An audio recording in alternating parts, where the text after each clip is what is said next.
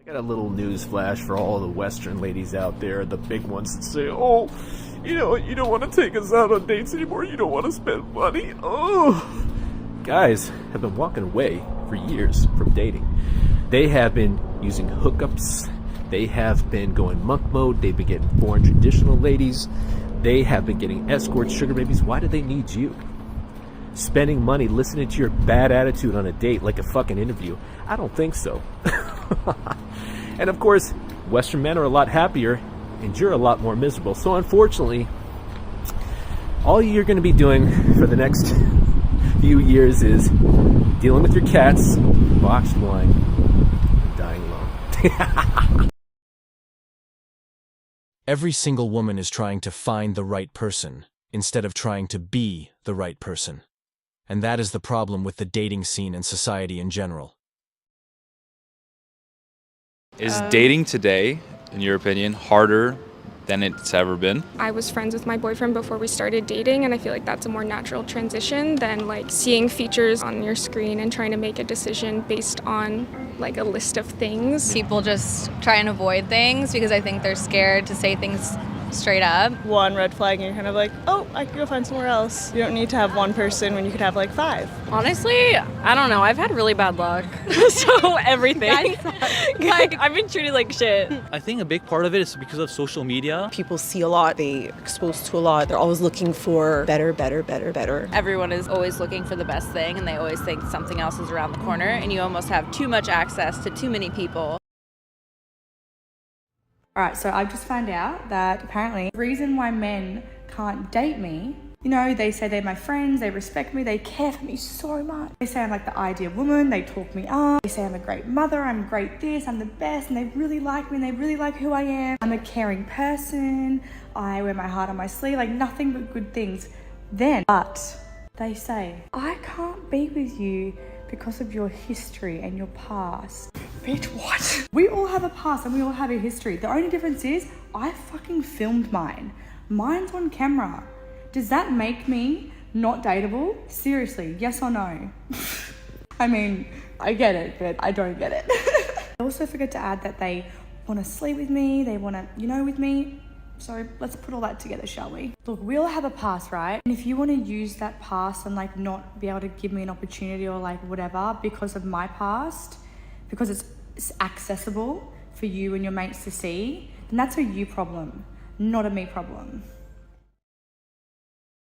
So what do you suggest the women in the West do if everyone's advice is for men in the West to look elsewhere for a wife? What happens to all the women in the West then? Well, that one study we referenced was said by 2030 or something, 50% of women will be without a man. So that's the direction we're heading, because the men that are looking for those traditional values are starting to go overseas, and then the other half of the men are just checking out completely. They don't want to deal with women at all. So this is going to be a big issue that women are going to deal with in the future as their options dwindle. Dating's a nightmare. Dating is so bad. Oh, it's so bad. It's hard, you know, like we call people civilians if you're not in the business. So civilians don't like that I have sex with a lot of dick. They don't like that. It makes guys very uncomfortable, and it makes them very insecure. I mean, I have sex with huge penises. Like big, like this is what I do every day. So a guy that's like 6 inches, which is totally fine and which feels amazing, he's like, but I'm not that guy. Yeah. You know, I'm not Manuel. Yeah. And it's just irritating, and I understand it. I'm compassionate of it. It's very hard to date someone that has sex every single day with other people. And there's the jealousy factor, there's this do I size up factor, there's the idea that all of your friends have seen me naked and seen me with things inside me. You know, that's not gonna go away. There's always gonna be my holes on the internet. What I can appreciate about Passport Bros is I think it's an effective flag being raised for Western women as well. I'm not necessarily saying that they're going to find someone. I'm not saying that they're not going to get screwed over. I'm not even necessarily saying that I would encourage men men to go do it. Like you said, if you want to, cool. The motivation for it is the fact that men are still expected to act very traditionally. They're expected to be very chivalrous. They're expected to be protectors. Maybe they're not expected to provide to the same extent now that women can essentially match them on income. But if that's what a man's duty to you is, to be chivalrous, it's very, very loosely defined what a woman's duty to a man is. It's very ambiguous. And that is why I think they go to places where they are actually taught from a young age how to treat a man. What is your duty to a man?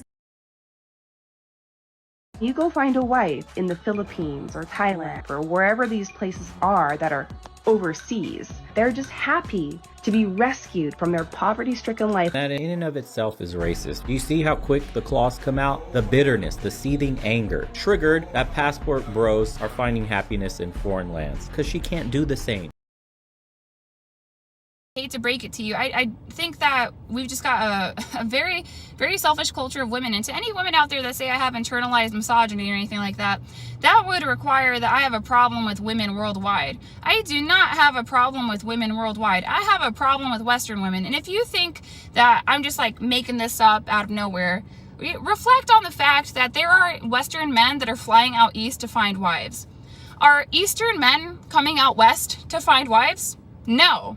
Where in the world are men flying out in droves to marry American women? Nobody wants us. Why? We're big, we're selfish. We don't want to hear anything. You can't tell me to eat less. You can't tell me to change my life. You can't tell me it's not about me. Would you date a girl who's on OnlyFans? No. But I respect the hustle, though. But couldn't be for... that's not me, but I respect the hustle. What if she was on OnlyFans after her dad was hospitalized and she has to pay the hospital bills? I don't know. Am I already in a relationship with this woman? Yes. Oh my god, that's tough. He's in the hospital. He's in the hospital? We got health care, though. You know what I mean? We're in Canada. Is he not fine? No, but if we were in America, a different story, man. Okay, you're in America. I'm just no. She's a 10, but she can't cook. Oh, that's tough. I mean, wow, that's tough. Don't you think it's funny? How far some women would go to rationalize their problematic online behavior, such as maintaining an account on OnlyFans. It's almost funny how women will twist and turn to defend other women's dubious decisions or OnlyFans accounts. We can all agree that a woman's dad being sick in the hospital is the most unlikely reason for her to have an OnlyFans account. There is no hidden agenda behind women's OnlyFans accounts, and we are all aware of it.